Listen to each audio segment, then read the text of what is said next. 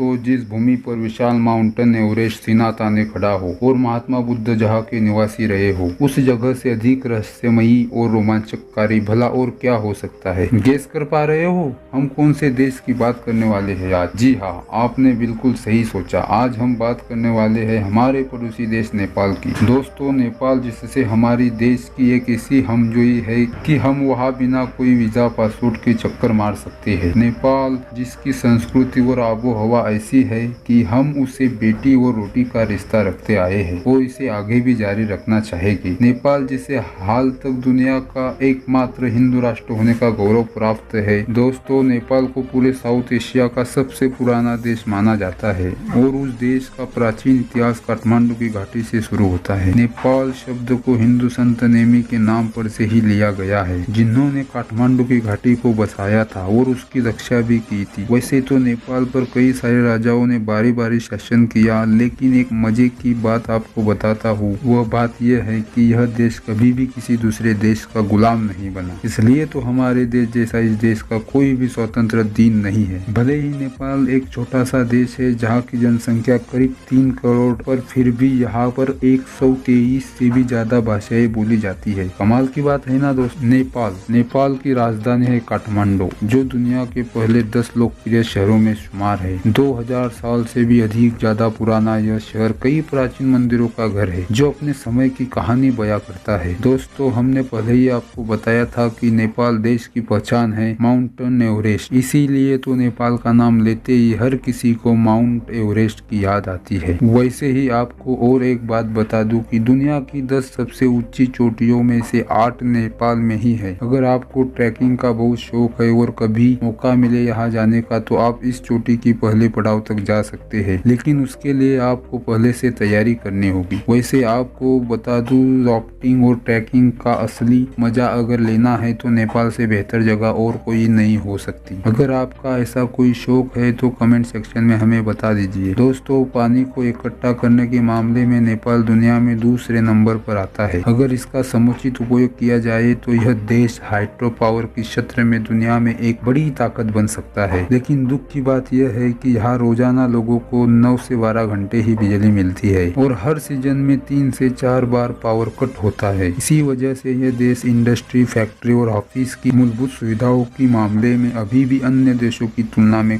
काफी पिछड़ा हुआ है। आपको सुनकर बुरा लगेगा कि नेपाल का नाम दुनिया की सबसे गरीब देशों की सूची में आता है, जहाँ पर आधे से भी ज्यादा लोग दिन के $1 से भी कम पैसा कमाते हैं। दोस्तों, हिंदू धर्म को मानने वाले लोग हमारे देश में सबसे ज्यादा है ना? लेकिन धर्मनिरपेक्ष होने के कारण हमारा देश एक हिंदू राष्ट्र नहीं है। भारत के अलावा भी दुनिया में कई सारे देश है जहाँ बहुत सारे हिंदू धर्म के मानने वाले लोग रहते हैं। लेकिन आपको जानकर हैरानी होगी कि पूरी दुनिया में नेपाल ही एक लौता ऐसा देश है जो एक हिंदू राष्ट्र है। यहाँ के 80% से भी ज्यादा लोग हिंदू धर्म का पालन करते हैं और अनुपात के मामले में यह सबसे ज्यादा हिंदू निवास करते हैं। हिंदू धर्म के अनुसार जैसे हमारे यहाँ गाय को लोग पवित्र मानकर पूजा करते हैं, उसी तरह नेपाल में भी गाय को बहुत ही पवित्र माना जाता है और इसकी हत्या करना गैर कानूनी भी है। इसीलिए तो गाय इस देश का राष्ट्रीय पशु भी है। दोस्तों, नेपाल की करेंसी नेपाली रुपीज है, जिसका मूल्य हमारे इंडियन रुपीज से भी कम है। मतलब कि 1 भारतीय रुपया करीब 1.69 नेपाली रुपीज के बराबर होता है। क्या सोच रहे हो दोस्तों, है ना मजेदार? कम पैसों में भी अब आप इतनी खूबसूरती देख पाएंगे, साथ ही आपका विदेश घूमने का एक्सपीरियंस भी होगा। सोच लीजिए, अगर आप एक भारतीय है तो आपको नेपाल में जाकर ऐसा कतई महसूस नहीं होगा कि आप किसी दूसरे देश में आ गए हैं, क्योंकि यहाँ का माहौल काफी दोस्ताना है। आपको शायद एक और बात पता नहीं होगी, नेपाल और भारत बहुत ही अच्छे मित्र देश भी है। जी हाँ,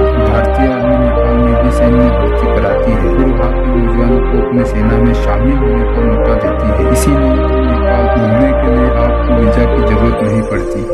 बस इसके लिए आपको अपनी कोई ID प्रूफ साथ में लेकर जाना होगा। दोस्तों, अगर लोगों की बात करें तो नेपाल के लोग बहुत ही शांत स्वभाव के होते हैं और यहाँ का लोग काफी दोस्ताना है। यहाँ के लोग एक दूसरे से मिलते वक्त हाथ नहीं मिलाते, बल्कि दोनों हाथ जोड़कर भारत की तरह नमस्ते का प्रयोग करते हैं। याद रखिएगा, अगर आपको नेपाल में किसी नेपाली लोगों से मुलाकात हो गई तो उससे हाथ जोड़कर नमस्ते कीजिएगा। एकता और देशभक्ति की भावना के के साथ नेपाल के लोग सर्वश्रेष्ठ शिक्षित है, क्योंकि यहाँ कभी भी धर्म, जाति और मजहब के मामले में दंगे फसाद नहीं हुए और जातीय संघर्ष के नाम पर आज तक एक दूत बहाया नहीं गए, जबकि यहाँ पर 80 से ज्यादा अलग अलग धर्म के मानने वाले लोग रहते हैं। तभी तो इस देश के लोग एक खुशहाल जीवन बिताते हैं। दोस्तों, भगवान बुद्ध के प्रति नेपाल के लोगों के मन नहीं सकता है, लेकिन महाशिवरात्रि का सबसे बड़ा त्योहार है। दोस्तों, नेपाल का समय टाइम जोन के आधार पर नहीं बल्कि माउंटेन एवरेस्ट के आधार पर चलता है और वो भी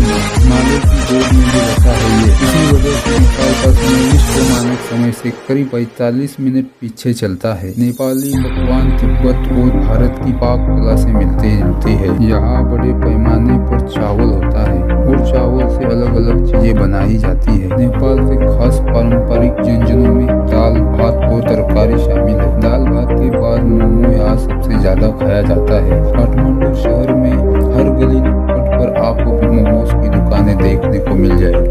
दोस्तों, आखिर ऐसी कौन सी वजह है कि आपको एक बार के लिए भी नेपाल की सैर जरूर करनी चाहिए। चारों ओर से घिरे हुए पहाड़ और उसके अंदर समे हुए झरने और बेहतर खूबसूरत प्राकृतिक स्थल आपको नेपाल जाने से रोक नहीं पाएंगे। इन सबके अलावा यहाँ कई दुर्लभ जानवर है, जैसे कि एक सिंह वाला गेंडा, बंगाल टाइगर, ऐसे कई पशु का बसेरा भी है। जहाँ की बेहद हसीन और खूबसूरत वादियों को देखने के लिए लोग दूर दूर से यहाँ आते हैं। यही वजह है कि टूरिज्म नेपाल की अर्थव्यवस्था का अहम हिस्सा है, इसीलिए यहाँ पर्यटकों की सुरक्षा को गंभीरता से लिया जाता है। मुश्किल रास्तों और दूसरे चुनौतियों के बावजूद भी नेपाल एक अद्भुत देश है। चलिए आपको गुरु कराते हैं यहाँ की इन सारी जगहों से जिससे आपको नेपाल यात्रा के दौरान शामिल करना चाहिए। काठमांडू प्राकृतिक खूबसूरती से सजे नेपाल जाने का रास्ता काठमांडू शहर से शुरू होता है। काठमांडू शहर से गुजरता है जो हिमालय के पहाड़ों से घिरी हुई है। प्राचीन मंदिरों का शहर काठमांडू की कला और संस्कृति के चलते 7 समुद्र पार होते हैं। खास चाहे बुद्धिस्ट स्तूप की हो या यहाँ के बेहतरीन मंदिरों, काठमांडू हर तरह से समृद्ध है। वर्ल्ड हेरिटेज साइट का दर्जा पाने वाला काठमांडू नगर अपनी विशिष्ट शैली में बने के लिए भी विख्यात है। अगर आपको मीटर से गहरा लगा है और पसंद है शांत की भीड़ के पास बैठना, उसके शांत संगीत को सुनना, समझना, उसकी पोखरा अपनी टूरिस्ट लिस्ट में जरूर आ जाए। झीलों के किनारे प्राकृतिक सारी खूबसूरती बस यही बसती है। यह शहर 900 मीटर से भी ज्यादा ऊंचाई पर है, जो पर्यटकों को खूबसूरत नजारों और रोमांचक खेलों से रूबरू कराता है। पोखरा घाटी से हिमालय की ऊंची चोटियों को आसानी से देखा जा सकता है। झील के अलावा यहाँ कई सारे मंदिर भी है। पशुपतिनाथ मंदिर हिंदू लोगों की 8 मुख्य मंदिरों से एक है। पशुपतिनाथ का शिव मंदिर जो बागमती नदी तट पर स्थित है और हरी भरी वादियों से घिरा है। अगर इस मंदिर की संरचना के बारे में बात करें तो इसे करीब 1 मीटर ऊंचे चबूतरे पर स्थापित किया गया है। चौकोर आकार में बने इस मंदिर के 4 दरवाजे हैं जो चांदी के बने हैं। इसके ऊपर सिंह का चित्र लगा हुआ है। सावन के महीने में यहाँ श्रद्धालुओं की भीड़ देखते ही बनती है। इस मंदिर के आसपास काफी सुंदर माहौल देखने को मिलता है और शिवरात्रि के दिन मंदिर में पर्व का आयोजन किया जाता है। नागरकोट यह एक हिल स्टेशन है जो काठमांडू से 35 किलोमीटर दूर है। लगभग 8,000 फीट की ऊंचाई पर के बारे में दिलचस्प बात यह है कि यहाँ हिमालय के साथ देखा जा सकता है। इस वजह से यह एक खूबसूरत रोमांचक जगह के रूप में माना जाता है। अगर आप यहाँ से सूर्यास्त और सूर्योदय के अद्भुत दृश्य देखेंगे ना तो यह आपकी लाइफ का बेस्ट एक्सपीरियंस होगा। जाना चाहेगा इस जगह पर हमें कमेंट में जरूर बताएं। नेपाल के खास तौर पर भगवान बुद्ध के पवित्र स्थलों के लिए जाना जाता है। दुनिया में बौद्ध धर्म का प्रमुख स्थल है क्योंकि गौतम बुद्ध की जन्मस्थली यही है। भारत नेपाल सीमा रोमानी में कहा जाता है। यहाँ का खास आकर्षण वहाँ का 8 किलोमीटर में पहला गार्डन है। यहाँ देखने लायक है। यह मंदिर गौतम बुद्ध की माँ माया देवी के नाम पर है जिसमें उनकी मूर्ति भी है। यह नेपाल का काफी प्रसिद्ध स्थान है। बौद्धनाथ काठमांडू से 11 किलोमीटर दूर बना यह स्तूप दुनिया के सबसे बड़े स्तूपों में से एक है। तिब्बती और बौद्ध धर्म के सबसे पवित्र स्थलों में से एक यह स्तूप नेपाल का सबसे विशाल स्तूप है। इसे बुद्ध की आँख के नाम से भी जाना जाता है जो चारों दिशाओं में खुशी और संपन्नता बांटता है। यहाँ से संपूर्ण काठमांडू का विघ्न दृश्य देखा जा सकता है। ऐसा कहा जाता है कि देवी मनी जोगिनी के कहने पर राजा मनदेवा ने इसे बनवाया था। मंदिर के चारों ओर लामा और बौद्ध भिक्षु की निवास बनी हुई है। दोस्तों, यह था हमारा पड़ोसी देश नेपाल, जहाँ की खूबसूरती का लुत्फ उठाने के लिए शायद आपको ज्यादा सोचने की जरूरत नहीं पड़ेगी। उम्मीद करता हूँ कि दोस्तों हमारी यह वीडियो आपको पसंद आई होगी। अच्छी लगी